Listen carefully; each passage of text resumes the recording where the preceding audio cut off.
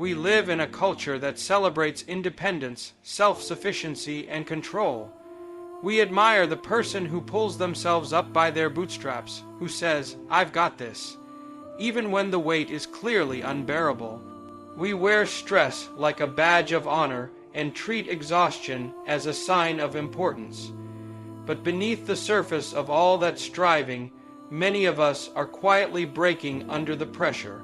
We're carrying more than we were ever meant to carry, trying to manage every outcome, solve every problem, and hold it all together with a smile on our face. The truth is, you don't have to carry everything alone. That's not a weakness, it's a design.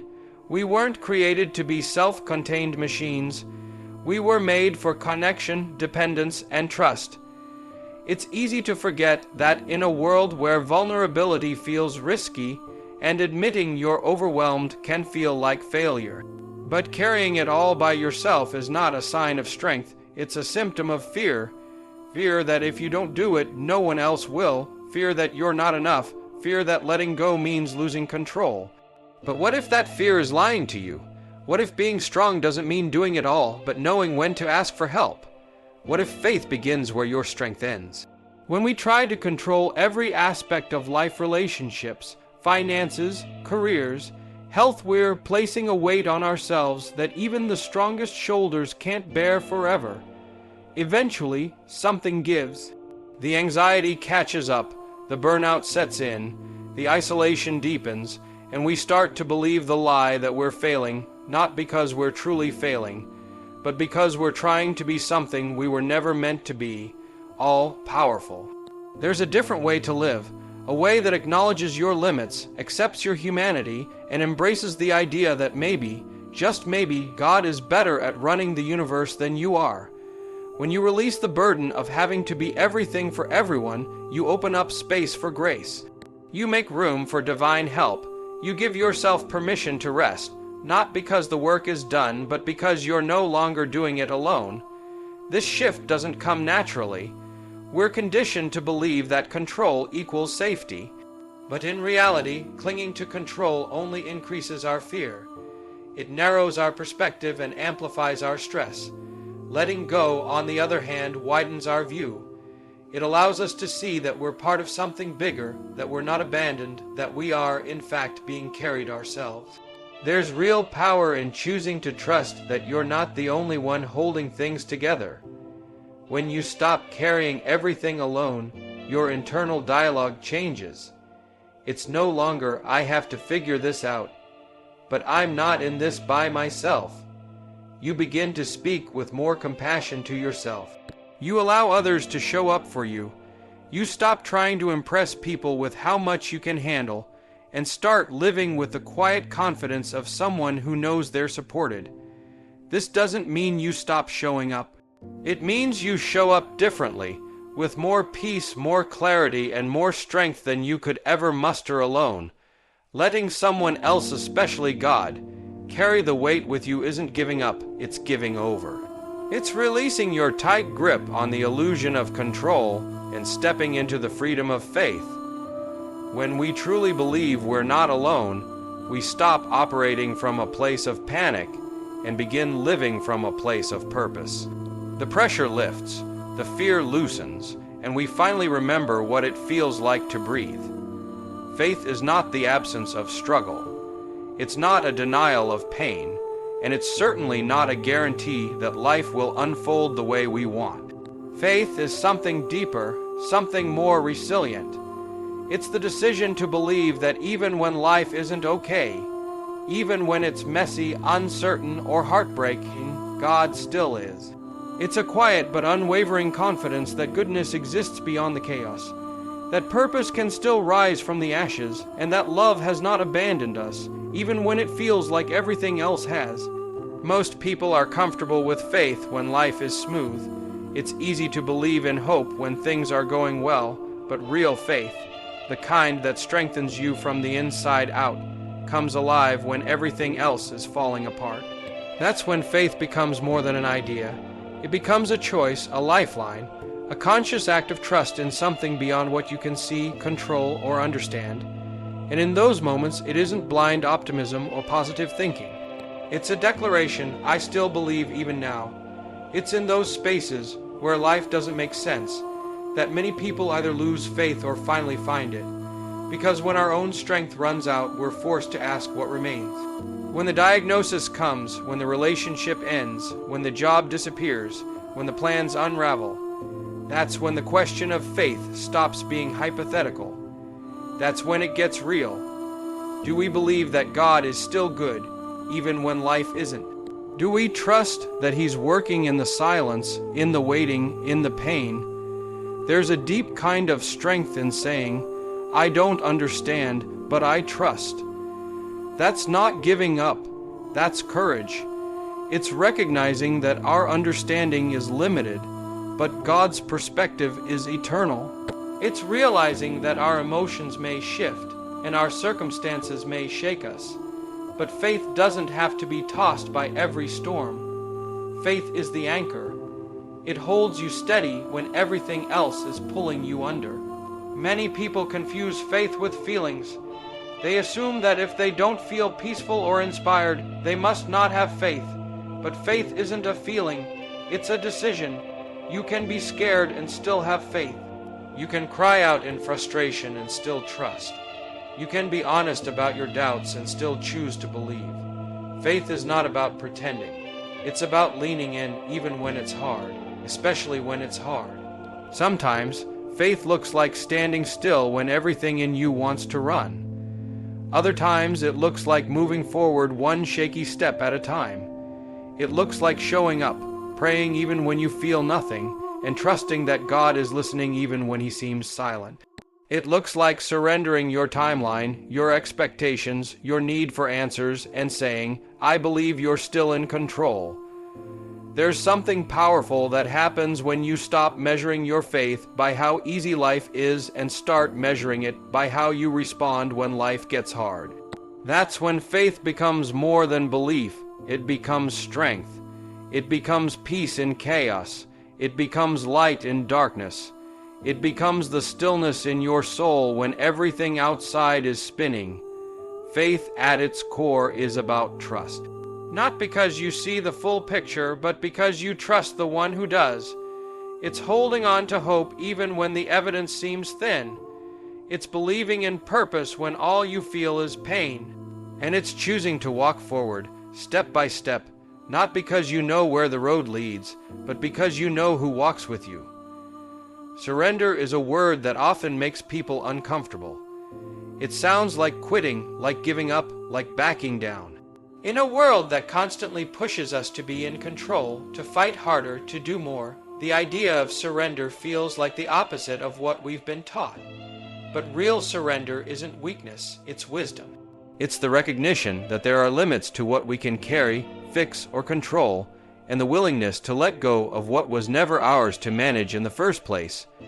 So much of our stress, our anxiety, our exhaustion comes from trying to be responsible for outcomes we were never meant to guarantee. We try to control other people's reactions. We try to make life fit into a perfect timeline. We try to manage uncertainty by overthinking, overplanning, and overextending ourselves. And somewhere along the way, we start believing that letting go means failure or that surrender means we didn't try hard enough. But surrender isn't about effort, it's about trust. It's about knowing when your part ends and where God's part begins. There is deep wisdom in knowing when to release the weight. Surrender doesn't mean you stop caring. It means you stop trying to control what only God can carry. It means you show up, you do your best, and then you leave the outcome in hands more capable than yours. This is not passive living, it's active trust. It's living with the clarity that your job is obedience, not omnipotence. When you surrender, you're not saying you're weak. You're saying you're wise enough to stop pretending you're all powerful. There is strength in that kind of honesty. There is courage in that kind of humility. And there is peace in knowing that your worth isn't measured by how much you can carry, but by who you are willing to trust when the load gets heavy. Surrender is not a one-time decision. It's daily, sometimes it's hourly. It's the choice to let go of the outcome again and again, even when your mind wants to grab it back. It's the decision to stop forcing doors open and start trusting that the right ones will be. It's the practice of loosening your grip on what you cannot change and opening your hands to what is possible. It's easy to surrender in theory. It's harder when the thing you're surrendering matters deeply. It's hard to let go of a dream, a timeline, a relationship, or a sense of control over the future. But holding tighter doesn't bring peace. It only brings tension, and the longer we hold on, the more tired we become. Wisdom says there is a better way. Wisdom says let go, not because it doesn't matter, but because it matters too much to carry alone. When you surrender, you open up space in your life for grace to enter. You stop relying only on your own strength and begin to draw from a deeper source. You invite God into the space where you've been struggling to keep things under control. And in that space, something shifts. The pressure lifts. The anxiety lessens. You begin to breathe again, not because the problem has disappeared, but because you've finally handed it over. Surrender is not about avoiding hard things. It's about knowing that you don't face them alone. It's about trusting that God's perspective is wider than yours and that He's already working behind the scenes in ways you can't see yet. That kind of wisdom doesn't always make sense in the moment, but it has a way of proving itself over time. When you choose surrender, you choose peace over pressure, trust over tension, wisdom over worry. Peace is one of the most desired yet misunderstood states of being.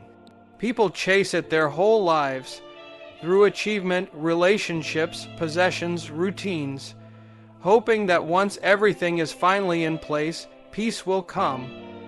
But time and time again, we see that peace built on perfect circumstances is fragile. It only lasts until the next disruption, the next conflict, the next unexpected turn. Real peace doesn't come from control, it comes from trust. Control gives the illusion of peace. Trust delivers the reality of it. The human instinct is to manage and manipulate. We try to predict every outcome, protect ourselves from disappointment, and fix everything before it falls apart. We think if we can just hold everything together tightly enough, we'll feel safe. But control is exhausting. It keeps you in a constant state of vigilance, always looking for the next thing to manage. It demands that you stay one step ahead of life itself, which is an impossible task. The more you try to control, the more anxious you become, because deep down you know you can't actually control most of what matters. Peace isn't found in having everything go your way. It's found in knowing you'll be okay even when things don't. That kind of peace doesn't come from mastering your environment. It comes from surrendering to something bigger than yourself. It comes from the decision to trust that God sees more than you do, loves you more than you realize, and is working on your behalf in ways you can't fully comprehend. It's not a passive hope, it's an active trust. People often confuse peace with comfort, but peace doesn't mean everything is easy. It means you can be grounded in the middle of chaos. It means your heart can stay calm even when your surroundings are anything but. It's not about escaping the storm, it's about being anchored in the storm. Trust is the anchor. Without trust, peace slips through your fingers no matter how much you try to grasp it.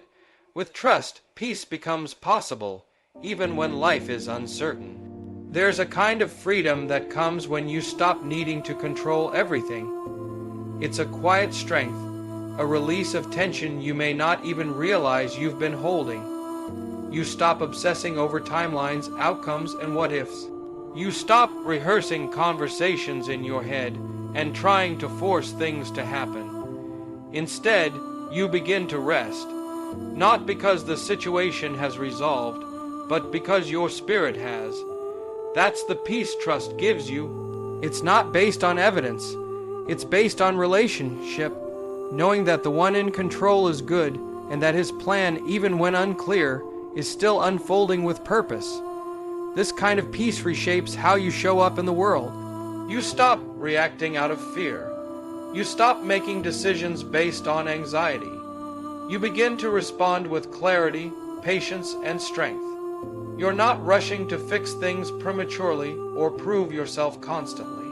You carry a calm confidence, not because life is perfect, but because your heart is rooted in something deeper than circumstances. You no longer need everything around you to be quiet in order to be at peace. The quiet comes from within. Peace through control is temporary. It rises and falls with the circumstances you can't predict. But peace through trust is steady. It doesn't depend on everything going right.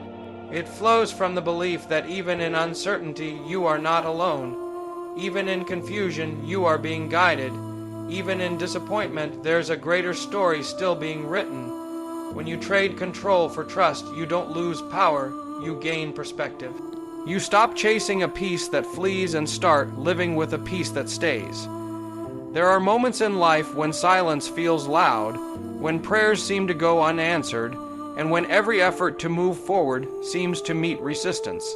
It's in those seasons, when progress stalls and hope wavers, that people often ask the question, where is God in all of this? It's a fair question, a deeply human one. But what often feels like divine absence is something else entirely. It's not abandonment, it's not disinterest.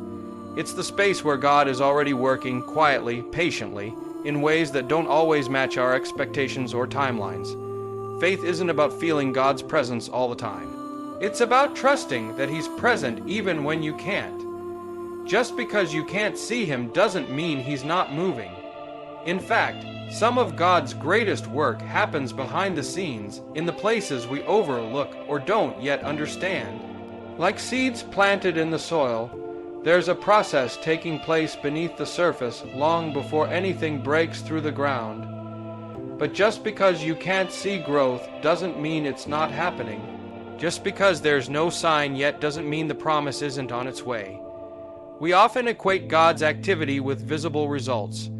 We look for changes, breakthroughs, and outcomes as confirmation that He's at work. But God's timing rarely matches ours, and His methods often don't align with what we would choose. That doesn't mean He's inactive. It means He's infinite. He sees what we can't, knows what we don't, and is never rushed by the pressure we feel. His work is often slow, deliberate, and foundational, building things in us and around us that will last, not just satisfy a momentary desire. When you believe that God is already working, even when you can't see it, it changes how you wait.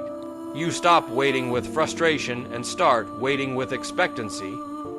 You stop treating silence as punishment and start recognizing it as preparation. Waiting becomes less about helplessness and more about trust. You start to realize that the delay isn't always a denial. It might just be the space grace needs to do its deepest work. There's a kind of faith that isn't shaken by lack of evidence. It's the kind of faith that says, even if I don't see it, I know it's coming. That's not denial. That's belief rooted in a relationship, not results. When you trust that God is working behind the scenes, you give yourself permission to breathe. You stop forcing things open and start allowing space for things to unfold. You learn to rest in the fact that progress isn't always visible, but it's still real. Some of the most important changes God makes in us happen when nothing around us seems to be changing. Our character is refined. Our perspective is stretched. Our strength is tested and deepened. In those moments, God is building something internal before He moves the external. If you only look for Him in the outcomes, you'll miss Him in the process. But if you believe He's in the process, you'll start to see traces of His presence in the smallest details. In the conversations that bring clarity, in the moments of unexpected peace, in the strength to keep going one more day. Trusting that God is already working requires a shift in mindset. It means replacing the question, why isn't anything happening, with what is God doing that I can't see yet? It's not always easy, especially when the wait is long or the pain is deep. But it's in those exact moments that the foundation of real faith is formed. Faith that believes not just when the outcome is visible, but when it's invisible. Faith that holds on not because of what's seen, but because of who is trusted. Faith that doesn't just survive the silence, but is strengthened by it. We often walk through life with the silent belief that if something is heavy, it must be ours to carry. Whether it's the weight of responsibility, the pressure to fix what's broken, or the burden of holding everything together for everyone around us, we accept it without question. Over time, it becomes a part of our identity. We are the strong ones, the dependable ones, the ones who can be counted on. But in all that silent striving, something gets lost. We forget that the weight was never ours to carry in the first place. There is a difference between being responsible and being overwhelmed. Life requires responsibility. It calls us to be faithful, to show up, to care deeply. But what it does not require is for us to take on burdens that were never meant to be shouldered alone. Many people live with a low-grade exhaustion that doesn't come from doing too much, but from carrying things they were never equipped to hold: emotional weight, spiritual weight, the weight of other people's decisions, outcomes, and futures. And because this burden builds slowly, it often goes unnoticed until something breaks. We convince ourselves that if we don't hold everything together, it will all fall apart. That belief, while understandable, is rooted in fear, not in truth. The truth is that there is a greater strength available, one that does not come from our own effort but from surrender. Carrying everything may feel noble, but it's not sustainable, it's not wise, and it's not what we were created for. The invitation is not to carry more, but to release what was never ours to begin with. When we take on the weight of outcomes, we position ourselves as the ultimate source. That mindset disconnects us from grace. It pushes us to strive instead of trust, to perform instead of rest. And in doing so, we step outside the flow of peace and step into a cycle of pressure that never ends. But when we begin to recognize that the weight isn't ours, that we were never meant to be the solution to everything, we start to rediscover freedom. There is power in remembering that we are not the foundation. God is. We are not the ones holding everything up. He is. Our role is not to replace Him, but to rely on Him. That kind of perspective changes everything. It doesn't mean we stop caring. It means we stop carrying what isn't ours. It means we draw boundaries between what is in our control and what belongs in God's hands. It means we begin to walk lighter, not because the problems disappear, but because we stop pretending we're the ones who can solve them all. Letting go of the weight is not weakness. It's alignment. It's stepping back into the truth that we were made to walk in partnership, not isolation. That truth doesn't remove the reality of difficulty, but it redefines our posture in the face of it. We stop striving for control and start leaning into trust. We stop performing for approval and start living from peace. The more we release, the more we realize that the weight we were carrying was never required. We just assumed it was. There's a shift that happens when we no longer wake up every day believing it's all on us. We begin to move with more grace, more presence, and more compassion, not just for others, but for ourselves. We give up the lie that we have to be invincible and embrace the truth that we are supported. We begin to ask for help. We start to pray with honesty. We begin to believe that we are held not because we are strong, but because God is. The burden lifts not because life is light, but because it was never meant to be carried alone.